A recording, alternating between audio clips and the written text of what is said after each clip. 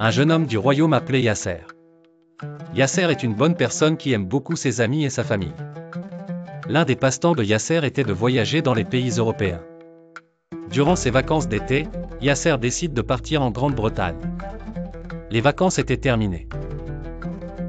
Et Yasser voulait surprendre sa famille en revenant plus tôt que leur convenu.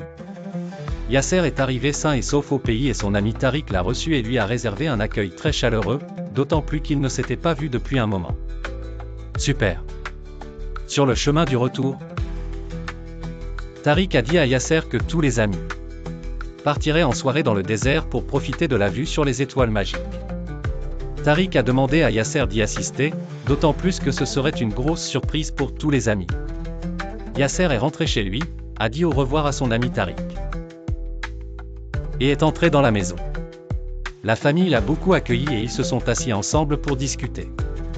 Après cela, Yasser monta dans sa chambre et s'endormit profondément. Yasser s'est réveillé au son de la sonnerie de son téléphone. L'appelant était Tariq, lui disant qu'il serait à la maison dans 15 minutes. Yasser s'est réveillé rapidement et s'est préparé à sortir avec ses amis, en a parlé à sa famille et est sorti devant la maison en attendant l'arrivée de son ami Tariq. Tariq est arrivé et Yasser l'a accompagné à l'endroit convenu.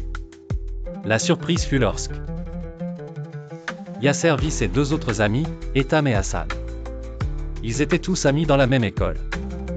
Les amis ont continué à discuter jusqu'à 2 heures du matin, lorsque le cours de la conversation a changé. Les amis avaient tendance à mentionner des histoires d'horreur effrayantes. En particulier des histoires de djinns. Ici, Yasser dit, « S'il vous plaît, mes amis, ne mentionnez pas les djinns, car ils pourraient venir à nous. » Tariq a répondu en plaisantant, « As-tu peur ou quoi, Britannique ?» Ici, Etam l'interrompit et dit, « Eh bien, vous m'avez rappelé quelque chose qui m'est arrivée il y a quelque temps, c'est que j'ai visité un endroit autour duquel il y a beaucoup d'histoires effrayantes, mais je ne veux pas en parler maintenant. » Tariq a dit, « Non, Etam, s'il te plaît, ne tue pas la passion qui est en nous.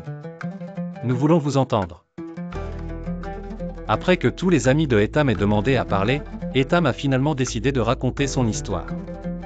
Etam a commencé son histoire en disant, « Cette histoire s'est produite dans l'un des villages proches de la ville de Riyad. Un village appelé Al-Wurud, au moment de la propagation de la peste. Durant cette période, un homme a déménagé avec son jeune fils dans le village d'Al-Wurud pour échapper à la maladie qui balayait la ville, d'autant plus que sa femme était décédée il y a quelques jours des suites de la maladie.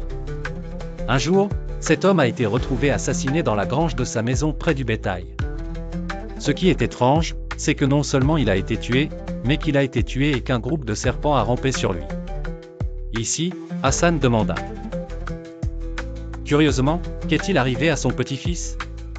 Ici, Etam a déclaré, le fils n'a jamais été retrouvé. L'opinion de Tariq était la plus horrible, est-il possible, mes amis, que la mère soit encore en vie lorsqu'elle est arrivée au village, a pris son enfant et a tué son mari? Si cela est vrai, quelle est la raison qui l'a poussé à commettre cet acte?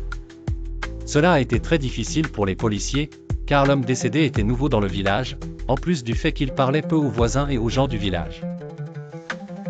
Et donc il n'y avait pas suffisamment d'informations sur lui, et c'est la raison pour laquelle l'affaire a été classée sans parvenir à une solution à ce mystère déroutant.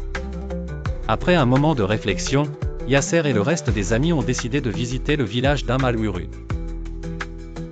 Et de visiter la maison, mais quelque chose de différent s'est produit là-bas, et ils ont découvert que l'homme et son fils étaient vivants, et par étonnement et par peur, tout le monde a couru vers Yasser, alors qu'il s'est évanoui de peur. Yasser s'est réveillé avec sa vie bouleversée à cause de la maison abandonnée, il ne sortait plus de chez lui, arrêtait ses études, coupait les relations avec ses amis et ne parlait plus à tout le monde. Personne ne sait pourquoi. Croyez-vous à l'existence des djinns?